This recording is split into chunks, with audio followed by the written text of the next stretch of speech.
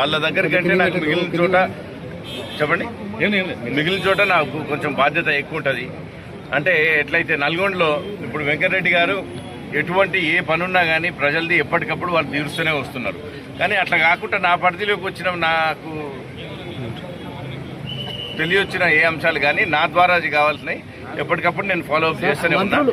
కానీ ఇది head quarters కాబట్టి హెడ్ క్వార్టర్స్ నుంచి ఇప్పటి నుంచి ఇక్కడ ఆఫీస్ పెట్టి ఒక పిఏ గారు ఉంటారు. ఇక్కడ నుంచి ఏం వెళ్తులు ఉన్నా కానీ, ఎందుకంటే అందరికి కూడా ఇది ముఖ్య కేంద్రం అవుతుంది కాబట్టి ఇక్కడ నుంచి కూడా ఏమున్నా కానీ ప్రజలకు అందుబాటులో ఉండాలని ఇప్పటి నుంచి జిల్లా మంత్రులు తమ నియోజకవర్గాన్ని అభివృద్ధి చేసుకుంటున్నారు, మాపై చిన్న చూపు చూస్తున్నారని నిన్న సీఎం సభ వేదికగా మీరు మాట్లాడారు.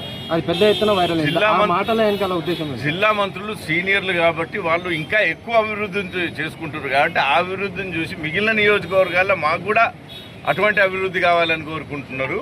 కాబట్టి ఆ లెవెల్లో అభివృద్ధి చేసుకునే దానికి మాకు సహకారం కావాలి అని చెప్పింది. వాళ్ళు అభివృద్ధి చేసుకుంటున్నట్టు చేసుకోవాలి, వాళ్ళ బాధ్యత. వాళ్ళ నియోజకవర్గానికి ఎమ్మెల్యేలు కూడా కాబట్టి వాళ్ళు చేసుకుంటున్నటువంటి అభివృద్ధి మాకు కూడా కావాలని మిగిలిన నియోజకవర్గాలైన సాగర్ కానీ, దేవరకొండ కానీ, సూర్యాపేట కానీ, మిర్యాలగూడ కానీ ప్రజలు కోరుకుంటున్నారు. కాబట్టి దానికి సీఎం గారి సహకారం ఇస్తే వాటికి ధీటుగా మేము కూడా చేసుకుంటాం. ఒకరికొకరు పోటీగా అభివృద్ధి చేసుకుంటే తప్పేంది, అభివృద్ధిలో పోటీ పడుతున్నాం అని చెప్తున్నాం. మేము హెడ్ క్వార్టర్స్ లో అందుబాటులో ఉంటారా ఇప్పటి నుంచి రఘువీర్ గారు? హెడ్ క్వార్టర్స్ లో నెలకి 2 రోజులు తప్పకుండా పూర్తిగా అవైలబుల్ ఉంటారు. నా పిఏ కానీ వీళ్ళు ఇక్కడ అవైలబుల్ ఉంటారు. ఏమున్నా కానీ ఇక్కడ వినతి ఇస్తే నాకు ఇమీడియట్ గా అప్లోడ్ అయింది.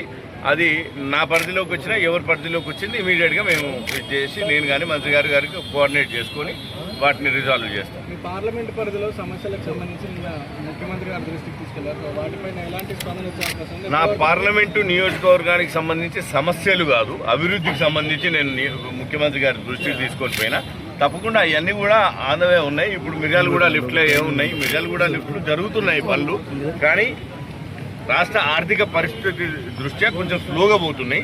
వాటిని పరుగులు ఎత్తించమని నేను ముఖ్యమంత్రి గారి కోరుకున్నా. తప్పకుండా వారు చేస్తా అని చెప్పిండ్రు, మాట కూడా ఇచ్చిండ్రు, తప్పకుండా చేస్తారు. అలాగే ఇవన్నీ కూడా ఎస్ఎల్బీసీ గురించి అయితే ముఖ్యమంత్రి గారే మీ అందరికీ చెప్పిండ్రు. మా సాగర్ నియోజకవర్గానికి సంబంధించి ఒక లింక్ కెనాల్ని కోరుకున్నాం.